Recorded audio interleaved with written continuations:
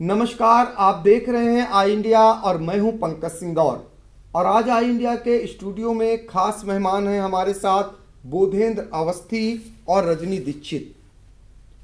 हम चर्चा को आगे बढ़ाएंगे, हम आपको विषय भी आगे बताएंगे, लेकिन सबसे पहले हम सुनेंगे कि आज का जो विषय है उससे संबंधित मुख्यमंत्री योगी आदित्यनाथ जी द्वारा दिया गया वह बयान सुनाते हैं, फिर चर्चा को आगे बढ़ाते हैं। तो सुनिए सीएम साहब ने क्या कहा।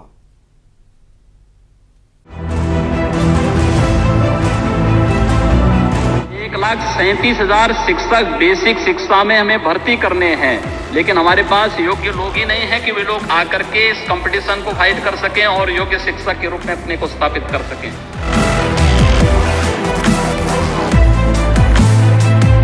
महाराज, आज हम सभी लोग, सभी पीड़ित योग्य अभ्यर्थी आपसे याचना करते हैं कि आपके पास पद भी खाली है और हम लोग योग्य भी हैं।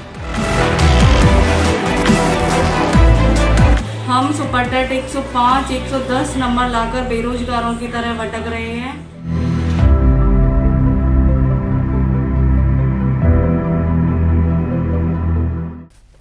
मुख्यमंत्री जी के इस बयान के बाद अब यह सारे लोग मुख्यमंत्री जी से एक गुहार लगा रहे हैं और कह रहे हैं कि हम हैं योग्य अभ्यर्थी, हम पर नजरें इनायत करिए। पूरा क्या मामला है, इन्हीं के पास चलेंगे और इनसे जानेंगे। तो शुरुआत करेंगे हम बोधेंद्र अवस्थी से। क्या मामला है, आप क्या गुहार लगा रहे हैं? हमारी माननीय मुख्यमंत्री जी से गुहार है, उनसे निवेदन है कि जो माननीय सुप्रीम कोर्ट ने आदेश किया था कि 1,37,000 पदों को 2 क्रमागत भर्तियों में भरना है, उसमें सरकार ने 68,500 के एक भर्ती निकाली, जिसमें लगभग 22,000 पद शेष रह गए। उसके बाद में पुनः 69,000 की वैकेंसी निकाली, जिसमें लगभग 1,46,000 अभ्यर्थी पास हो गए। तो जो सरकार के मानक के अनुसार अभ्यर्थी पास हुए हैं, जो 1,46,000 हैं, उनमें से 69,000 की तो नियुक्ति हो गई है, लेकिन शेष अभ्यर्थी अभी भी रह गए हैं जो योग्य हैं, जो 100 के ऊपर नंबर प्राप्त कर चुके हैं और उनको अभी तक कोई नियुक्ति नहीं मिली है। तो हमारी माननीय मुख्यमंत्री जी से यह अनुरोध है, निवेदन है कि जो 68,500 की शेष 22,000 संख्या बची है, सीट बची है, उसको 69,000 में जोड़ करके हम योग्य अभ्यर्थियों को भी नौकरी दें।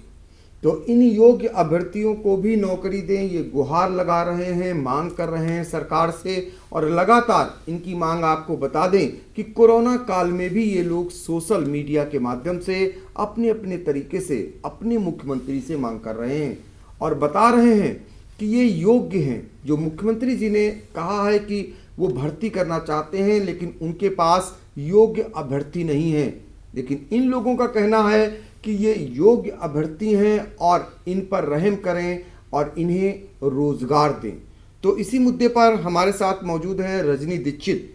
उनसे जानेंगे कि आखिर ये नौबत क्यों आई, आप लोग क्यों नहीं समाहित हो पाए, कहाँ पे चूक हुई और कहाँ पर जो लोग भर्ती प्रक्रिया में जुड़े हुए थे उन लोगों ने कहाँ पर गलती कर दी और इसको कैसे सुधारा जा सकता है? जी, लगभग सुप्रीम कोर्ट के आदेशानुसार 1,38,000 पदों का लगभग भर्ती होना सुप्रीम कोर्ट ने आदेश दिया था। वो 2 चरणों में निकाली गई थी। अब इस चरण में क्या हुआ, जो 69,000 भर्ती निकली थी उसमें बीएड अभ्यर्थियों को भी प्राइमरी में मौका दिया गया है, जिससे के कारण लगभग 12 लाख अभ्यर्थियों ने आवेदन किया। तो सरकार ने उसके कटाव को बढ़ाकर 90-97 कर दिया और उस कटाव को पार करते हुए हम लोग लगभग 1,46,000 अभ्यर्थी पास हुए। उनमें से 69,000 को नौकरी मिल गई है, लेकिन हम लोग सिर्फ और सिर्फ एकेडमिक की वजह से नौकरी से बाहर हो गए हैं।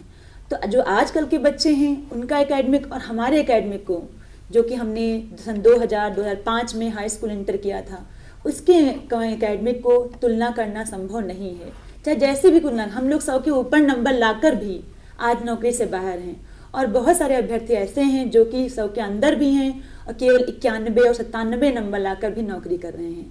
तो बताइए सर, हमारी क्या गलती है? उस टाइम पे तो ऐसे कोई प्रणाली नहीं थी कि हम लोगों को स्कूल से कोई प्रैक्टिकल मार्क्स या कोई प्रोजेक्ट मार्क्स मिले।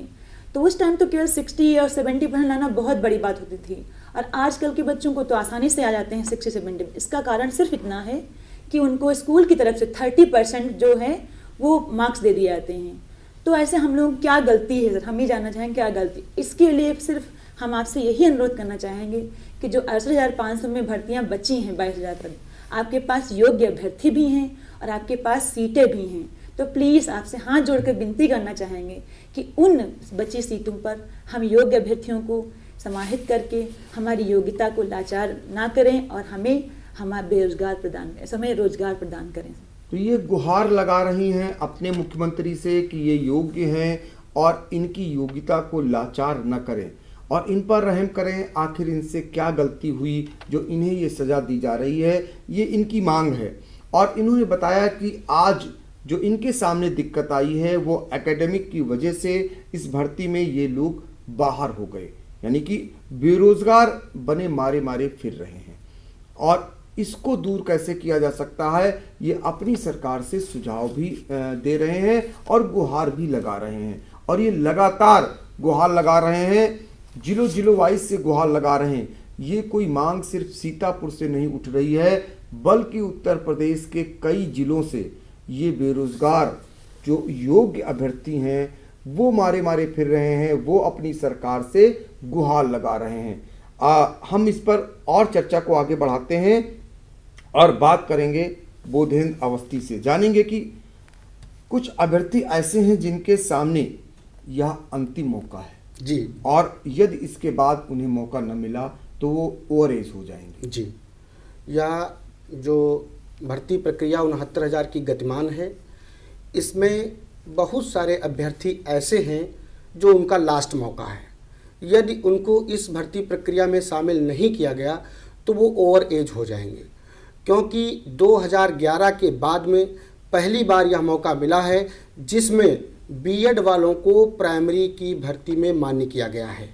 अभी तक केवल जो बीएड वालों की भर्ती होती थी वो टीजीटी या फिर कक्षा 8 तक के विद्यालयों में होती थी, लेकिन प्राइमरी में पहली बार ये 2011 के बाद में हो रहा है।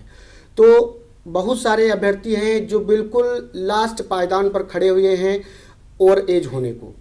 तो हमारा सरकार से यही अनुरोध है, निवेदन है कि जो हम लोग ओवर एज होने जा रहे हैं इनको लास्ट क्षण में नौकरी दे करके अपनी कृपा बनाए रखें। तो इस तरीके से जो ओवर एज होने जा रहे हैं उनके लिए भी इन्होंने गुहार लगाई है कि उन पर रहम करें, नहीं तो उनका पूरा जीवन कैसे बीतेगा, किस उसमें जाएगा, ये तो सभी जानते हैं। जब वो बेरोजगार हो जाएंगे, हर एक व्यक्ति की जीवन की एक वो होती है कि वो पढ़ लिख करके नौकरी पाएगा तो उसका भी परिवार आगे बढ़ेगा, उसे भी पढ़ाएगा। लेकिन जब वो खुद नौकरी नहीं पा पाएंगे तो उनका परिवार कैसे आगे बढ़ेगा, ये विकट समस्या है। हम जानेंगे रजनी दीक्षित से कि आखिर आप लोगों के सामने ये समस्या कैसे खड़ी हुई, कहाँ पर क्या चूक हुई? सर, बात ये हुई कि लगभग जब हम लोग रिजल्ट आया तो उसमें 3 नंबर कॉमन दे दिए गए सबको। वो ऐसे प्रश्नों के नंबर दिए गए जो बहुत ही आसान थे। तो उन 3 नंबरों की वजह से बहुत सारे हमारे साथ के कैंडिडेट ऐसे भी थे जो पहले फेल थे और उसके बाद उन 3 नंबरों की वजह से पास हो गए। और हम लोग अच्छे नंबर लाके, मतलब 100 के ऊपर नंबर लाकर भी नौकरी नहीं पा पाए, और वो केवल 91-97 नंबर लाकर आज नौकरी कर रहे हैं। तो बताइए, हम लोग योग्य हैं, हम लोगों ने आपके मानक को पार भी किया है, आपके पास वैकेंसी भी है। तो आपसे हम हाथ जोड़ के फिर से निवेदन करना चाहेंगे, कृपया हमारी योग्यता का सम्मान करें और हमें 22,000 सीटें प्रदान करें और हमें अपने विद्यालयों में स्थान दें। तो आई इंडिया भी गुजारिश कर रहा है सरकार और शासन से कि इन अभ्यर्थियों की फरियाद को सुने और जो भी पिछली बार जहाँ पे भी चूक हुई उसकी भरपाई करें, और ये लोग जो रोजगार पाने के लिए आपसे गुहार लगा रहे हैं सरकार उस पर अमल करे। ये बराबर मांग उठ रही है और सूबे के कई जनपदों से उठ रही है। बोधेंद्र अवस्थी, ये बताइए कि ऐसे आप लोग कितने अभ्यर्थी होंगे और अब तक आपने सरकार तक अपनी बात पहुंचाने के लिए क्या क्या कुछ किया? सबसे पहले तो जो कैंडिडेट पास हुए हैं वो 1,46,000 के लगभग पास हुए हैं, जिसमें से 69,000 लोगों की नियुक्ति हो गई है। उसमें से अभी कुछ पद रिक्त हैं और 70 के बाद में लगभग 70,000 पद ही या 70,000 अभ्यर्थी अभी वेटिंग लिस्ट में हैं। तो ये जो टोटल पद खाली हैं वो लगभग 70,000 के करीब कैंडिडेट हैं जो अभी जॉब के लास्ट कगार पर खड़े हुए हैं। और सबसे अहम बात इसमें ये है कि जो हमारे अभियान चल रहे हैं वो प्रत्येक जिला स्तर पर अभियान चलाया जा रहा है। हम लोग नित्य प्रति एक नेता को अपना ज्ञापन देते हैं और माननीय मुख्यमंत्री जी, उप मुख्यमंत्री जी, इन सब लोगों को अपना ज्ञापन देते हैं और माननीय यहाँ के सांसद जी, जिला अध्यक्ष जी, इन लोगों को ज्ञापन देते हैं और अपनी बात इन तक पहुँचाने का कार्य कर रहे हैं। हमारी प्रत्येक जनपद में एक टीम तैयार है और हम सभी लोग शांतिपूर्वक, प्रेम पूर्वक माननीय योगी जी से विनम्र अनुरोध करते हैं कि हमारे इस मुद्दे को संज्ञान में लिया जाए और इस पर निर्णय करके हम योग्य अभ्यर्थियों को भी नियुक्ति दी जाए, रोजगार दिया जाए। तो जो ये योग्य अभ्यर्थी हैं वो मुख्यमंत्री तक अपनी बात पहुंचाने के लिए क्या क्या नहीं कर रहे हैं, ये बताया इन्होंने कि कैसे ये लोग पार्टी के जो इनके संगठन से जुड़े हुए लोग हैं, कैसे जो जनप्रतिनिधि हैं, सांसद हैं और विधायक हैं, उनके माध्यम से भी उन तक बात पहुंचा रहे हैं और बार बार सरकार से कह रहे हैं कि ये योग्य अभ्यर्थी हैं, इन पर रहम करें और इनकी भर्ती करें। और रजनी, ये बताइए कि अब तक सूबे से ऐसी तमाम आपके साथी, आप लोग आपस में जुड़ते होंगे, कहीं पर भी आपको अभी तक सरकार के स्तर से, शासन के स्तर से कहीं से भी आप लोगों को सुना गया है क्या? नहीं सर, हम लोग पर डे नित्य प्रति काम करते हैं। जो भी हमारे पास ईमेल आईडी हैं, चाहे केंद्रीय मंत्री जी को, चाहे अमित शाह, हम लोग पर डे ज्ञापन भेजते हैं, लेकिन अभी तक किसी का भी कोई रिस्पांस नहीं आया है। किसी ने भी हम लोगों को जरा सा भी आस नहीं दिखाई है कि हाँ हमारी बात ऊपर तक माननीय योगी जी तक पहुंच रही है। ट्वीट भी करते हैं आप लोग? पर डे हम लोग पर डे ट्वीट करते हैं, पर डे रीट्वीट करते हैं, सब कुछ करते हैं, सुबह शाम तक यही करते हैं। और फिर से हम योगी जी से कहना चाह रहे हैं, तो जवाब आता है अच्छा ट्वीट का? कुछ जवाब नहीं आता है। तो हम हाथ जोड़ के प्रार्थना करना चाह रहे हैं, योगी जी सुनो पुकार, योग्यता हो रही लाचार। योगी जी सुनो पुकार, योग्यता हो रही लाचार।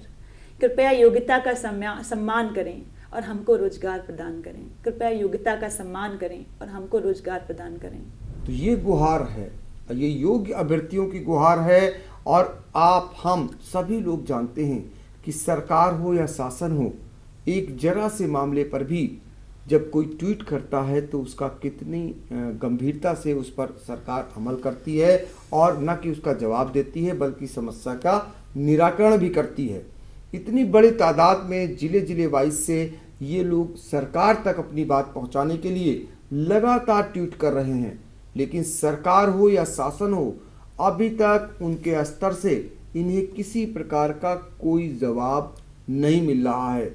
बावजूद इसके, चूंकि ये अभ्यर्थी हैं और योग्य अभ्यर्थी हैं, तो ये लोग अपनी गुहार ही लगा रहे हैं और इनका प्रण है कि जब तक सरकार इनकी मांगों को पूरा नहीं कर लेगी, ये लगातार सरकार से अपनी मांग करते रहेंगे।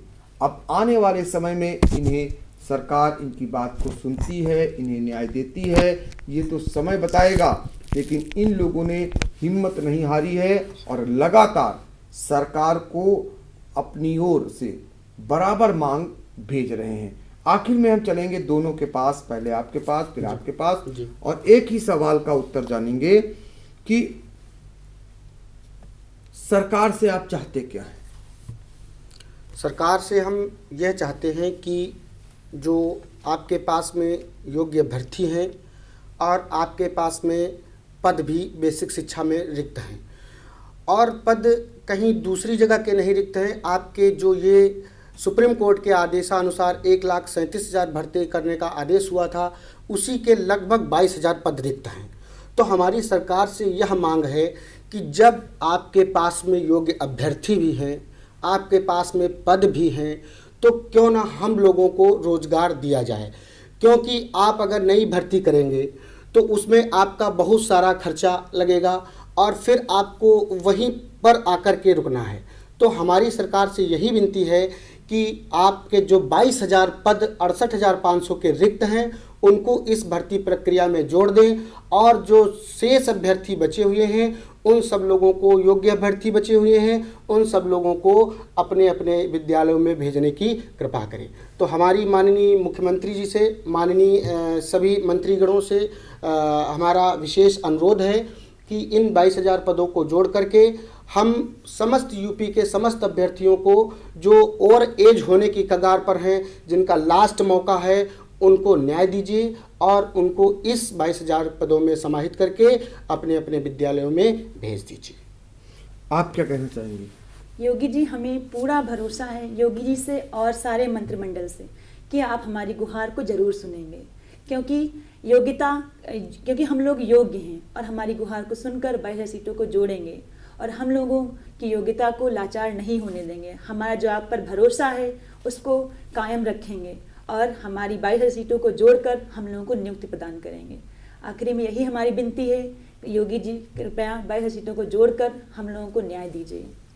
तो अभी आप देख रहे हैं कि सरकार से ये अभ्यर्थी, जो योग्य अभ्यर्थी हैं, वो हाथ जोड़कर गुहार लगा रहे हैं और सरकार भी जानती है, और सरकार हो या मंत्री हो या विधायक हो, जनप्रतिनिधि हो, वो भी एक दिन ऐसा आता है जब ये हाथ जोड़कर जनता के पास पहुंचते हैं और जनता उनके उस गुहार को सुनती है और उन्हें वोट देने का काम करती है। तो ये हाथ जो उठे हैं, ये रोज़गार पाने के लिए उठे हैं और ये योग्य अभ्यर्थी भी हैं, इनका कहना है। तो ऐसे में इनके जुड़े हुए हाथों के लिए इन्हें न्याय प्रदान करें और इनको रोज़गार दें।